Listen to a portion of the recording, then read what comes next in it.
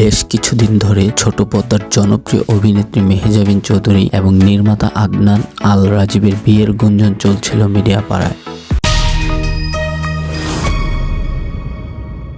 এবার অভিনেত্রী নিজেই তার সামাজিক যোগাযোগ মাধ্যমে ছবি প্রকাশ করে বিয়ের বিষয়টি সবাইকে জানালেন। 13 বছরের প্রেমিক, প্রযোজক ও পরিচালক আদনান আল রাজীবের সঙ্গে বিয়েতে আবদ্ধ হলেন তিনি। মেহজাবিন ও রাজীবের বিয়েতে কড়া গোপনীয়তা ছিল, ফলে বিয়ের ছবি প্রকাশে বিধিনিষেধ ছিল। এরপর সোমবার নিজেই নিজের ছবি প্রকাশ করলেন মেহজাবিন। আবেগঘন এক স্ট্যাটাসে মেহজাবিন লিখেছেন, 2012 সালের 9 এপ্রিল একটি বাঁকা দাঁতওয়ালা ছেলে যার হাসি ছিল অপূর্ব, সে আমার সাথে দেখা করতে এসেছিল। আমি একটি শুটিং হাউসের টেরেসে দাঁড়িয়েছিলাম।